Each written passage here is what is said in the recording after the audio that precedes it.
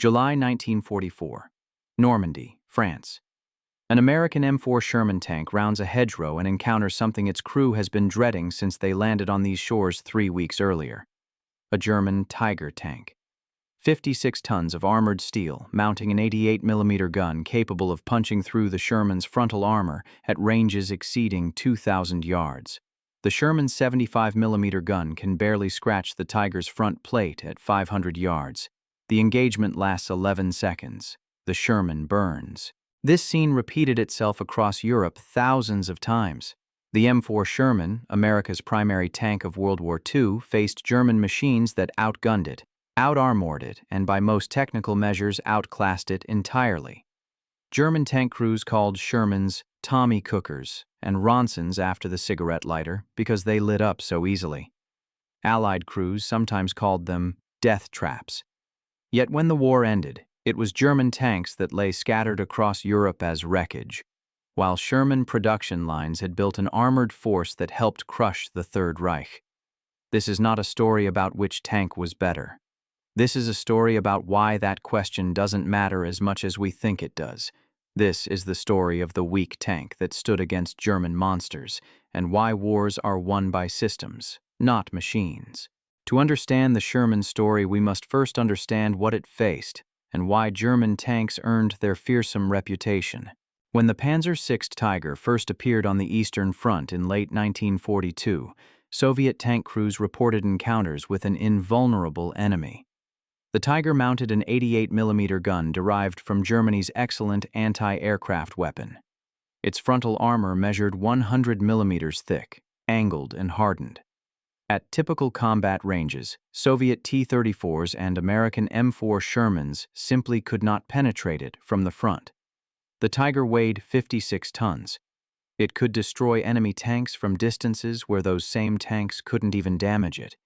In the hands of a skilled crew positioned defensively, the Tiger was indeed a monster. The Panther, introduced in 1943, was faster, more numerous, and in many ways more dangerous. Its sloped frontal armor was effectively as thick as the Tiger's, but the tank weighed only 45 tons. Its long-barreled 75mm gun could penetrate any Allied tank in service. German crews considered it the finest medium tank of the war. Against these machines, the M4 Sherman appeared hopelessly outmatched. The standard Sherman weighed 33 tons. Its 75mm gun was a low-velocity weapon designed for infantry support, not tank versus tank combat. Its frontal armor measured just 51mm, and it stood notably taller than its German counterparts, making it an easier target. Its riveted construction could send shrapnel through the crew compartment even when armor wasn't penetrated. And it used gasoline, not diesel, increasing fire risk when hit. The statistics told a brutal story. In engagements where Shermans met Tigers or Panthers in open combat, the kill ratio often favored the Germans by factors of 3 to 1, sometimes worse. An American study in Normandy found that it took approximately 5 Shermans to destroy a single Panther, with 4 Shermans lost in the process. Lieutenant Belton Cooper, an American ordnance officer, would later write that Sherman crews faced a death trap. British tanker Ken Tout recalled the sinking feeling when intelligence briefings revealed that German tanks could kill Shermans from ranges where Allied guns couldn't even respond. German tank ace Otto Carius described engaging Shermans as target practice. The Germans had, it seemed, achieved technical superiority in armored warfare. Their tanks were more powerful, better protected, more lethal. So why did Germany lose? Because the question, which tank is better, is the wrong question. The right question is, which tank wins wars? And that requires us to look beyond armor thickness and gun caliber, beyond the individual duel, and examine something far more complex, the system of war itself. In 1943, the United States produced nearly 30,000 tanks. Germany produced approximately 6,000. This disparity tells us something crucial about how each nation approached armored warfare. American military doctrine was not built around creating the perfect tank. It was built around creating enough tanks to win.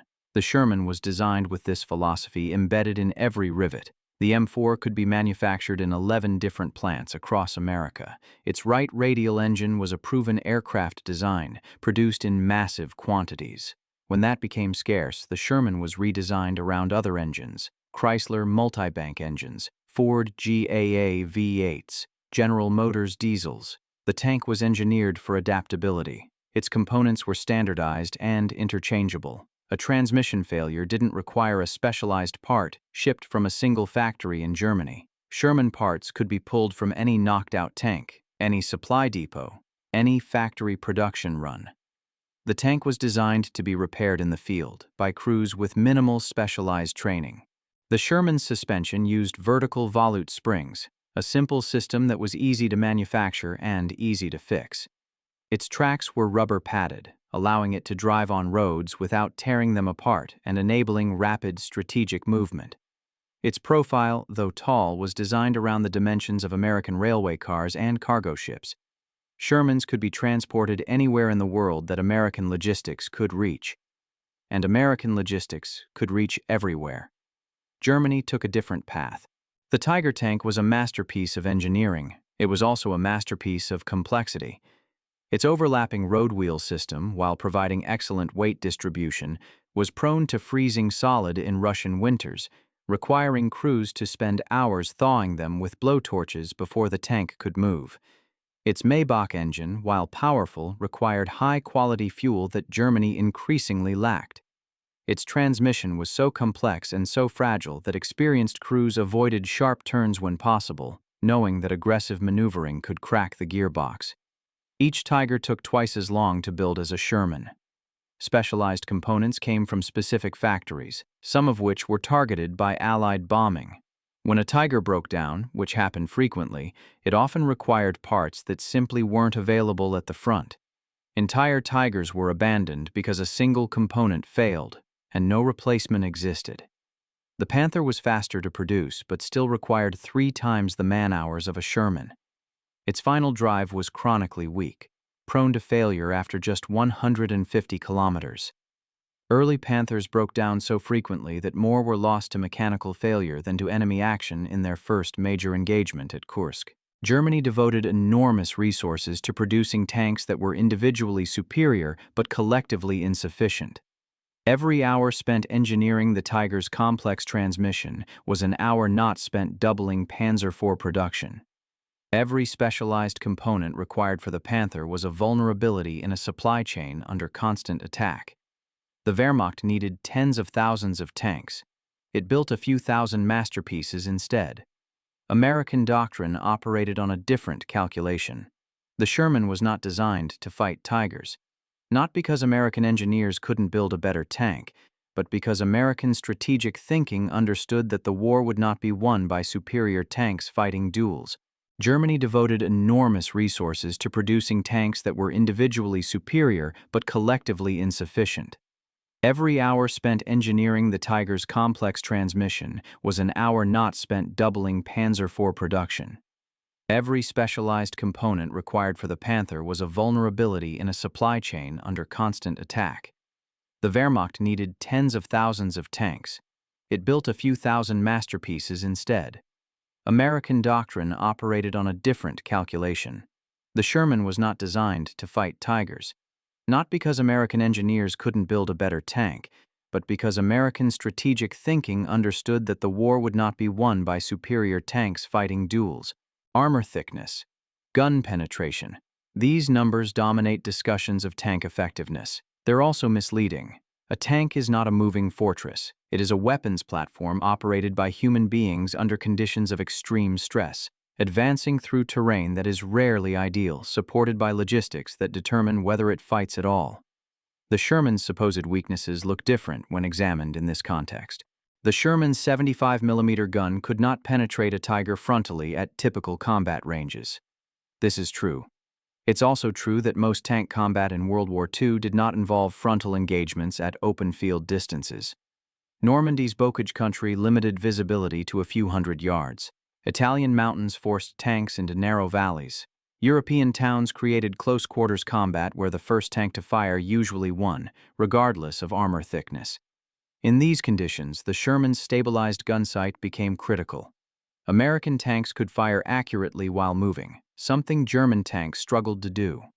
A Sherman crew that spotted a Panther first could put a round into its thinner side armor before the Panther crew even acquired their target. The Sherman stood tall, making it an easier target. It also gave its commander excellent visibility from the turret. American doctrine emphasized the commander's role in acquiring targets and coordinating with other tanks.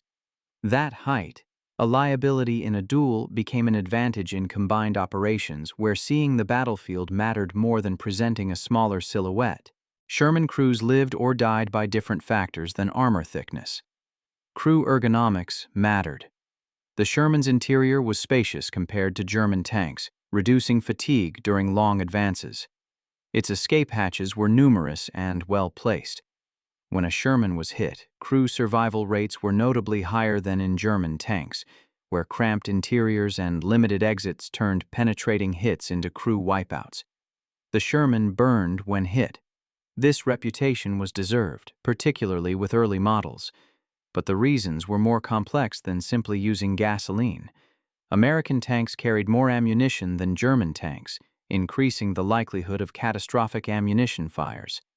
The solution wasn't better armor, it was better ammunition storage. By 1944, Shermans received wet ammunition stowage, where shells were stored in glycerin-filled racks. This simple modification reduced fire risk dramatically.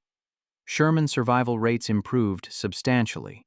But the Ronson reputation persisted, because reputation outlives reality on the battlefield. German tanks didn't burn as spectacularly when hit. They often couldn't be recovered because they broke down behind enemy lines or were abandoned when they ran out of fuel. A tank that doesn't burn but can't move is still a dead tank. The difference is only psychological. The Sherman's reliability manifested in ways that never appeared in after-action reports but determined campaign outcomes. Operation Cobra, the Allied breakout from Normandy in late July 1944, required sustained high-speed advances. Sherman columns drove for days with minimal breakdowns. German Panther battalions attempting to counterattack found that a third of their tanks broke down before reaching the battlefield. In the Ardennes, during the Battle of the Bulge, German armored spearheads outran their fuel supplies within 3 days. Entire Panther companies were abandoned for lack of gasoline. American Sherman units, supported by efficient logistics, continued operating throughout the battle despite being initially outnumbered and surprised. Reliability isn't dramatic. It doesn't create veteran stories about one-on-one tank duels. But it determines whether a tank force can conduct sustained operations, and sustained operations win campaigns. The Sherman wasn't surviving battlefields because it was lucky. It was surviving because it was designed for the actual conditions of industrial warfare, where logistics and sustainability matter more than theoretical maximum performance. But there's another factor, one that military historians often overlook because it's uncomfortable to discuss. The Sherman killed more German tanks than any other Allied armored vehicle, not despite its supposed weakness, but because of how many Shermans actually reached the battlefield ready to fight. 5 Shermans to kill 1 Panther, with 4 Shermans lost. Those numbers horrified American tankers and haunt discussions of armored warfare decades later. But they require context that changes their meaning entirely. The United States could afford to lose 4 Shermans to kill 1 Panther. Germany could not afford to lose 1 Panther to kill 4 Shermans. America produced roughly 50,000 M4 Shermans during the war.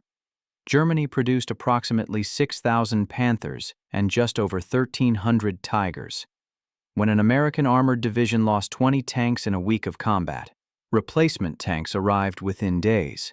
When a German panzer division lost 20 tanks, those tanks were often irreplaceable, but the arithmetic goes deeper than simple production numbers. It extends into every aspect of how armored forces actually operated. American doctrine didn't send Shermans to fight Panthers alone. Tank destroyer battalions accompanied armored divisions specifically to engage enemy armor. The M10 and M36 tank destroyers mounted high-velocity guns capable of penetrating German heavy tanks. Artillery observers in Sherman turrets could call down devastating fire support. Fighter bombers prowled above armored spearheads, responding to calls for airstrikes against German armor. The Sherman operated within a system. Comparing it to a Tiger in isolation is like comparing a single rifle to a machine gun nest, while ignoring that the rifleman has artillery support and the machine gun nest is being flanked by an entire infantry company. German tank ace Otto Carius, who destroyed over 150 Allied vehicles, described the American approach as overwhelming.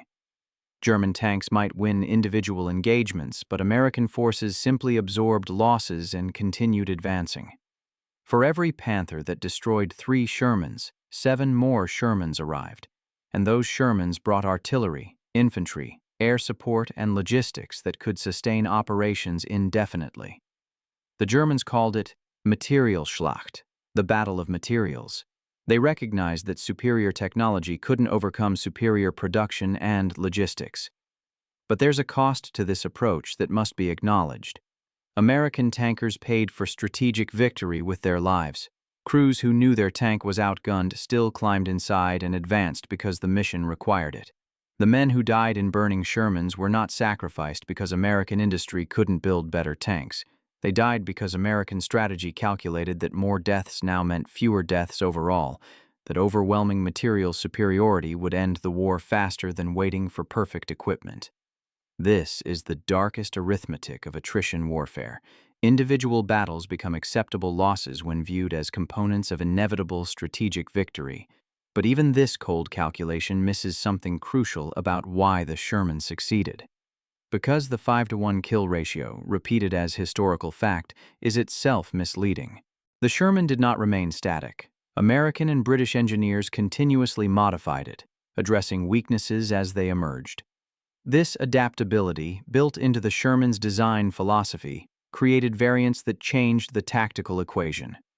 The British, facing German heavy tanks in North Africa and Italy, developed the Sherman Firefly. They removed the standard 75mm gun and installed a 17-pounder high-velocity gun capable of penetrating Tiger and Panther armor at combat ranges. The Firefly could kill German heavy tanks frontally, turning the Sherman from victim to threat. American forces introduced the M4A3E8, known as the Easy 8, with improved suspension, a newer 76mm gun, and better armor. Later came the M4A3E2 Jumbo, with frontal armor as thick as a Tiger's, designed for assault operations where armor mattered more than mobility. These variants appeared rapidly because the Sherman's basic design allowed modification. The same production lines, the same supply chains, the same training programs could accommodate different gun types, different engines, different armor configurations. A German tank required years of development and dedicated production facilities.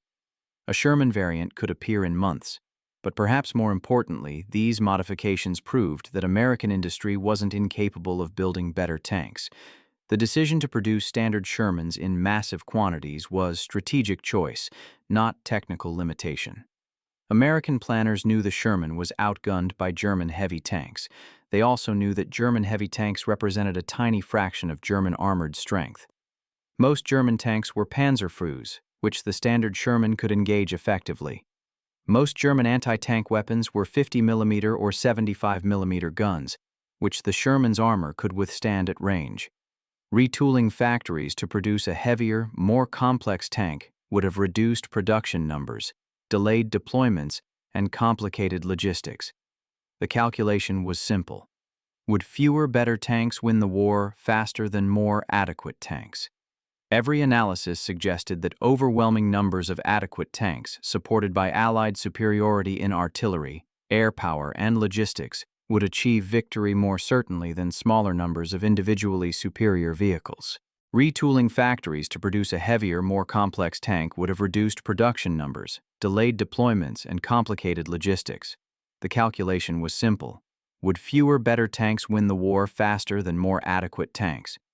Every analysis suggested that overwhelming numbers of adequate tanks, supported by Allied superiority in artillery, air power, and logistics, would achieve victory more certainly than smaller numbers of individually superior vehicles.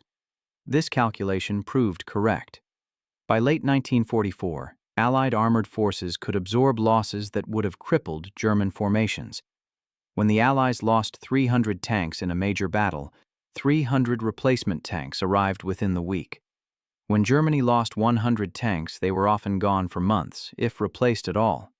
The Sherman's evolution also demonstrated something about American military thinking that differed fundamentally from German approaches.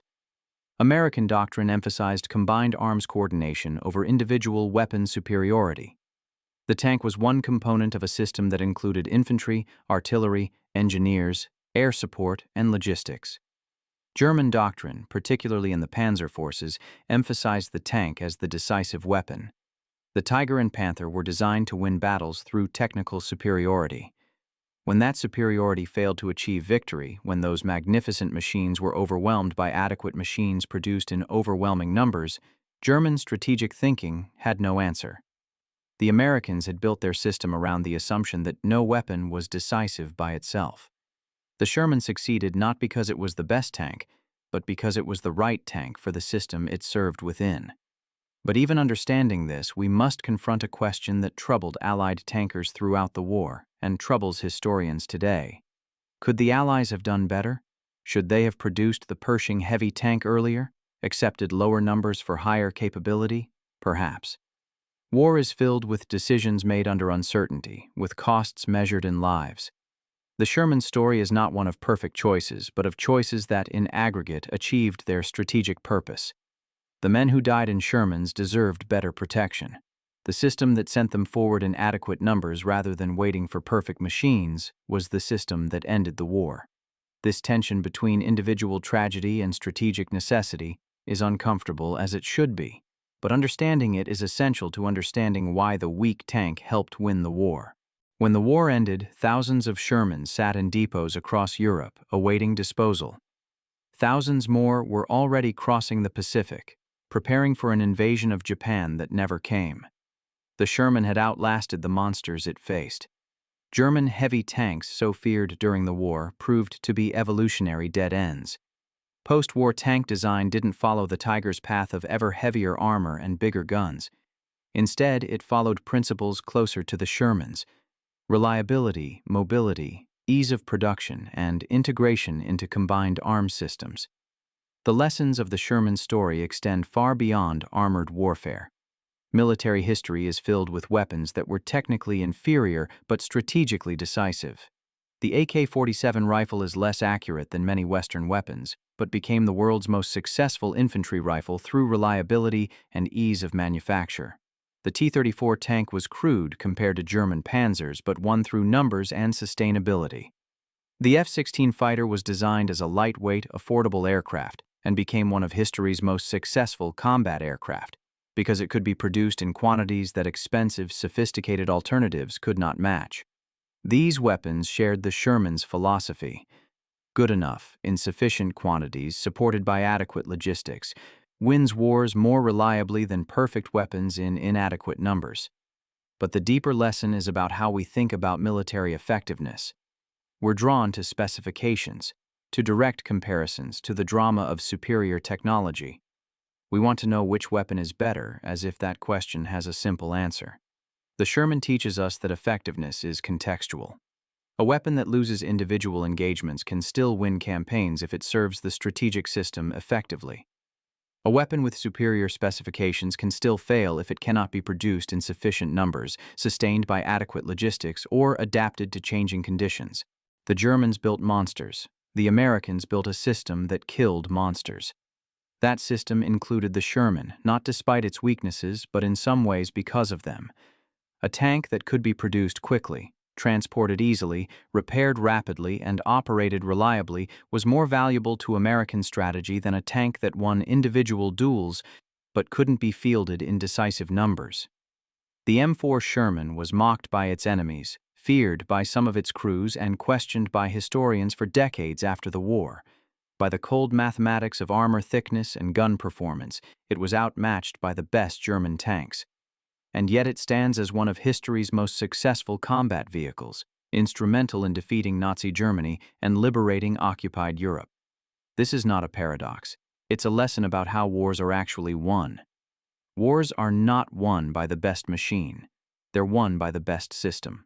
They're won by logistics that can sustain operations, by production that can replace losses, by training that can create competent crews faster than the enemy can destroy them. They're won by doctrine that emphasizes cooperation over individual superiority, by strategy that accepts tactical losses for strategic gains. The Sherman was never the best tank in World War II. It didn't need to be.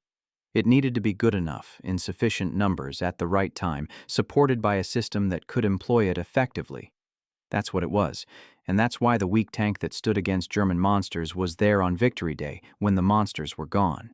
The lesson extends beyond armor and guns, beyond 1945, into every conflict where technology seems decisive. Superior weapons matter, but sustainable systems win wars. The Sherman proved that, at terrible cost, with immense sacrifice, through the blood of the crews who took adequate tanks into battle against superior ones because their nation's strategy required it. They won. The Sherman won. Not through technical superiority, but through strategic necessity realized in steel.